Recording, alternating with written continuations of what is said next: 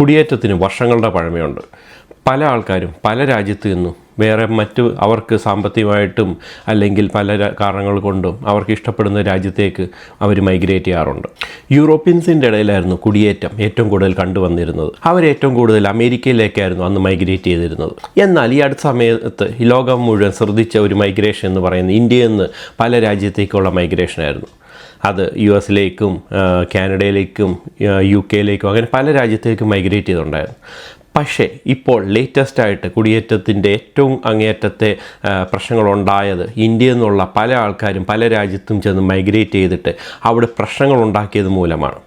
അത് കാരണം ആ രാജ്യത്തിനുണ്ടായ കുറച്ച് ബുദ്ധിമുട്ടുകൾ കാരണം ഈ മൈഗ്രേഷൻ തന്നെ പല രാജ്യങ്ങളും സ്റ്റോപ്പ് ചെയ്യാനാണ് തീരുമാനിച്ചിരിക്കുന്നത്. അങ്ങനെ ഏറ്റവും പുതിയതായിട്ട് ഒരു ഇൻ്റർനാഷണൽ ഡെസ്കിൻ്റെ ഒരു ന്യൂസ് വന്നിരിക്കുകയാണ്. വർഷങ്ങൾക്ക് മുമ്പ് മൈഗ്രേറ്റ് ചെയ്ത് ആ രാജ്യത്ത് സിറ്റിസൺഷിപ്പും ഒക്കെ നേടിയിട്ടുള്ള ആൾക്കാരുടെ ആ സിറ്റിസൺഷിപ്പ് ക്യാൻസൽ ചെയ്തിട്ട് അവരവരുടെ സ്വന്തം രാജ്യത്തേക്ക് തിരിച്ചുവിടുക എന്നുള്ളതാണ്. ഈ കാര്യങ്ങൾ നിങ്ങളുമായിട്ട് ഷെയർ ചെയ്യാനാണ് ഞാൻ ഈ വീഡിയോ ആയിട്ട് വന്നിരിക്കുന്നത്. എല്ലാവർക്കും പുതിയൊരു വീഡിയോയിലേക്ക് സ്വാഗതം.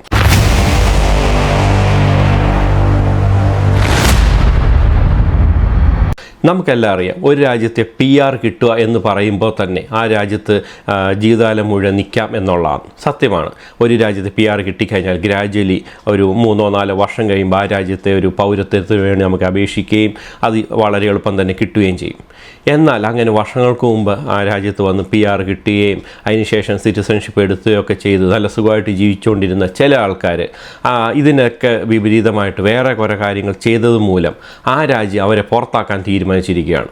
നമുക്കാർക്കും വിശ്വസിക്കാൻ പറ്റാത്തൊരു വാർത്തയാണ് ഇപ്പോൾ ഏറ്റവും പുതിയതായിട്ട് ഇൻ്റർനാഷണൽ ഡെസ്കിൻ്റെ ഭാഗത്തു നിന്ന് വന്നിരിക്കുന്നത്. അത് മറ്റൊന്നുമല്ല, ഓസ്ട്രേലിയ എന്ന രാജ്യത്തിൽ ഉണ്ടായിരുന്ന സിറ്റിസൺസ് ആയിട്ടുള്ള കുറച്ച് ആൾക്കാരെ അവരെ ആ സിറ്റിസൺഷിപ്പ് ബ്രേക്ക് ചെയ്തുകൊണ്ട് തിരിച്ച് അവർ ജന്മനാട്ടിലേക്ക് തിരിച്ചു വിടാൻ പോകുന്നു എന്നുള്ളതാണ്. നമുക്കറിയാം, നമ്മുടെ നാട്ടിൽ ഏതൊരാൾക്കും നമ്മളൊരു പ്രകടനത്തിൽ പങ്കെടുക്കുകയോ അല്ലെങ്കിൽ എന്തെങ്കിലും ചെറിയ രീതിയിലുള്ള വയലേഷൻസ് ചെയ്യുകയൊക്കെ ചെയ്യുവാണെങ്കിൽ ചിലപ്പോൾ ഒരു കൈക്കൂലി കൊടുക്കുകയോ അല്ലെങ്കിൽ ചിലപ്പോൾ രാഷ്ട്രീയക്കാരെ കൊണ്ട് പറയിക്കുകയൊക്കെ ചെയ്തു കഴിഞ്ഞാൽ നമുക്കതിൽ നിന്ന് ഈസി ആയിട്ട് ഊരി വരാൻ പറ്റും. ഈ ഒരു മനോഭാവത്തോടു കൂടിയാണ് പല ആൾക്കാരും പല വിദേശ രാജ്യങ്ങളിലേക്ക് മൈഗ്രേറ്റ് ചെയ്യുന്നത്. ആദ്യത്തെ കുറേ നാൾ PR കിട്ടുന്നിടം വരെയും അല്ലെങ്കിൽ സിറ്റിസൺഷിപ്പ് കിട്ടുന്നിടം വരെയും ഒരു നല്ല രീതിയിലൊക്കെ ആയിരിക്കും അവർ ജീവിക്കുക. അതിനുശേഷം അവർ നാട്ടിലെങ്ങനെയായിരുന്നു പണ്ട് കഴിഞ്ഞിരുന്നത് അതേപോലെ തന്നെ പല കാര്യങ്ങളും ചെയ്യാൻ തുടങ്ങും. കാരണം എന്താ വെച്ചാൽ ആ രാജ്യത്തെ പൗരത്വം കിട്ടി, ഇനി ആ രാജ്യത്തൊന്നും ഇറക്കി വിടത്തില്ല എന്നൊക്കെയുള്ളൊരു ചിന്തയിൽ അങ്ങനത്തെ പല കാര്യങ്ങളും ചെയ്യാൻ തുടങ്ങും. പക്ഷേ നമ്മുടെ ഇന്ത്യയിലുള്ള നിയമങ്ങളല്ല പല വിദേശ രാജ്യങ്ങളിലും. ഈ അടുത്ത സമയത്ത് ഏഷ്യയിൽ തന്നെ ഉണ്ടായ ഒരു വലിയ യുദ്ധമായിരുന്നു ഇസ്രായേലും ഹമാസും തമ്മിലുള്ളത്.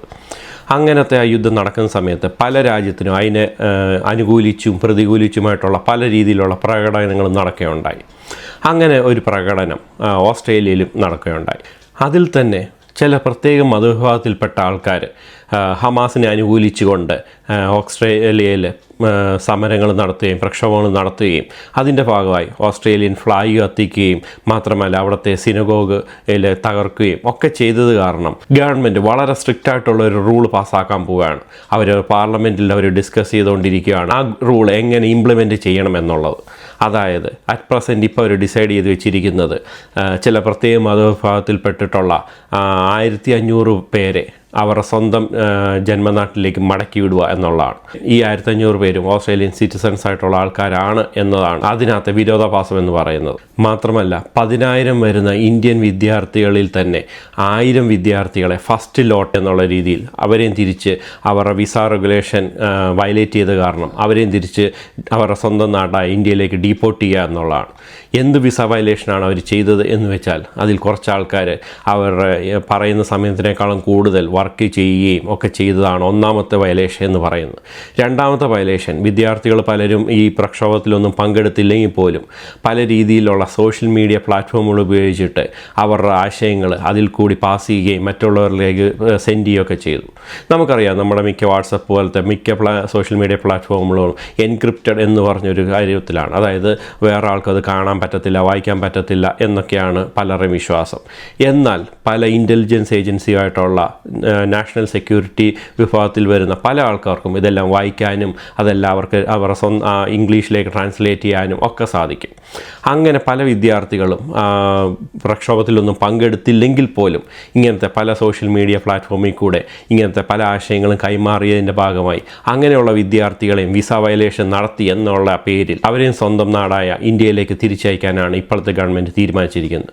അത് തന്നെ 10,000 വരുന്ന വിദ്യാർത്ഥികളിൽ നിന്ന് ഫസ്റ്റ് ബാച്ച് എന്നുള്ള രീതിയിൽ 1000 പേരെയാണ് തിരിച്ചയക്കാൻ പോകുന്നത്. ഇതുകൂടാതെ 1500 പേര് വരുന്ന ഒരു ഓസ്ട്രേലിയൻ സിറ്റിസൺസ് ആയിട്ടുള്ള ആൾക്കാരെയും ഈ പല രീതിയിലും ആ രാജ്യത്തിൻ്റെ സേഫ്റ്റിക്കും സെക്യൂരിറ്റിക്കും ഒരു പ്രശ്നങ്ങളുണ്ടാക്കി എന്ന പേരിൽ അവരുടെ സ്വന്തം സിറ്റിസൺഷിപ്പ് റിവോക്ക് ചെയ്യുകയും അത് റദ്ദാക്കുകയും അതിനുശേഷം അവരുടെ ജന്മനാട്ടിലേക്ക് തിരിച്ചയക്കാനാണ് പ്ലാൻ. പക്ഷേ ഇതിനകത്തൊരു പ്രശ്നമുള്ളത് എന്ന് പറയുന്നത് ഓൾറെഡി ഇന്ത്യൻ പാസ്പോർട്ട് സറണ്ടർ ചെയ്തതിന് ശേഷമാണ് അവർ പലരും ഓസ്ട്രേലിയൻ സിറ്റിസൺസ് ആയിട്ടുള്ളത്. അതുകൊണ്ട് തന്നെ ഇന്ത്യ പോലത്തെ രാജ്യം അവർ അക്സെപ്റ്റ് ചെയ്യുമോ എന്നുള്ളതാണ് മറ്റൊരു ചോദ്യം. മിക്കവാറും ഇന്ത്യ അതിന് അക്സെപ്റ്റ് ചെയ്യാനുള്ള സാധ്യത വളരെ കുറവാണ്. കാരണം ഓൾറെഡി അവർ പാസ്പോർട്ടെല്ലാം സറണ്ടർ ചെയ്ത് മറ്റൊരു രാജ്യത്തെ പൗരന്മാരായതുകൊണ്ട് തന്നെ ആ ബാധകൾ ഏറ്റെടുക്കാൻ ഇന്ത്യ ഒട്ടും താല്പര്യപ്പെടത്തില്ല.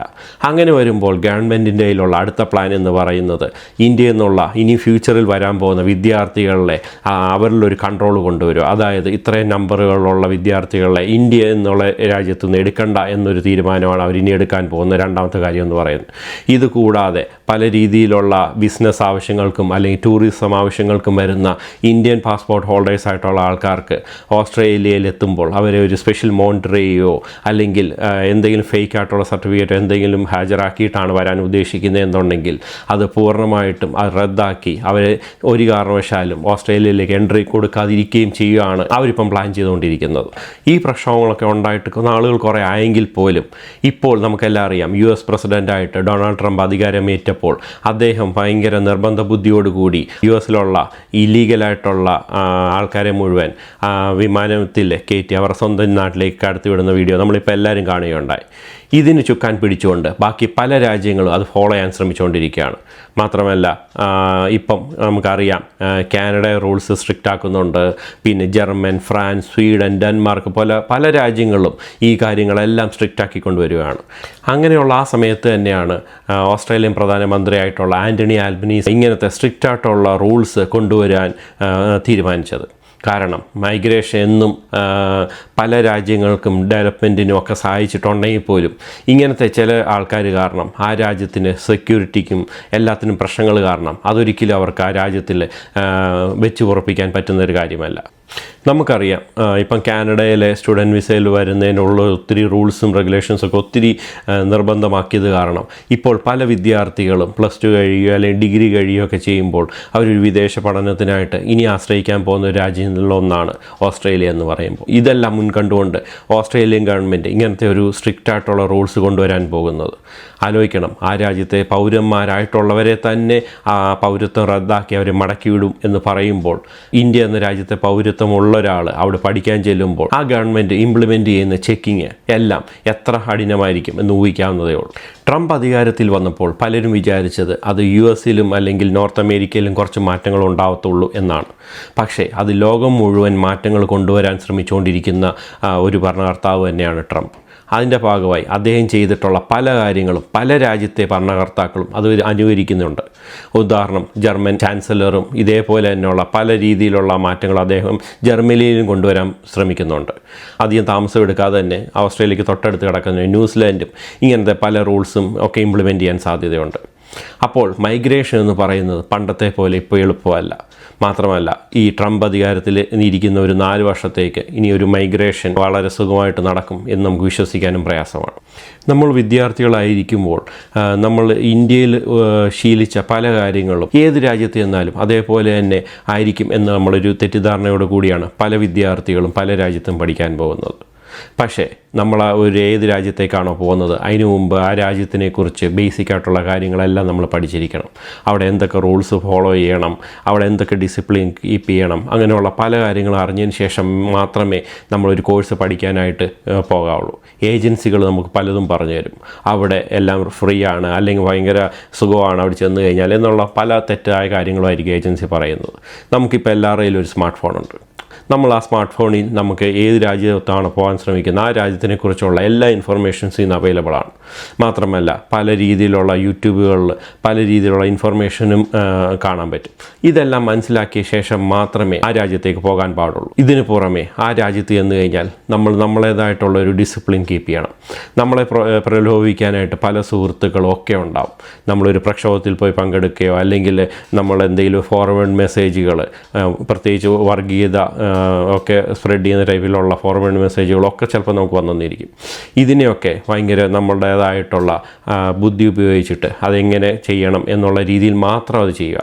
അല്ലാതെ മറ്റൊരാൾ പറയുന്നതനുസരിച്ചിട്ട് ഒരിക്കലും ഒരു കാര്യത്തിലും എടുത്തു ചാടാതിരിക്കുക. അപ്പോൾ ഇങ്ങനത്തെ പുതിയ ഇൻഫർമേഷനൊക്കെ ആയിട്ട് ഞാൻ വീണ്ടും വരുന്നതായിരിക്കും. അപ്പോൾ വീഡിയോ ആയിട്ട് കാണുന്നവരെ it's me AJ signing off. By.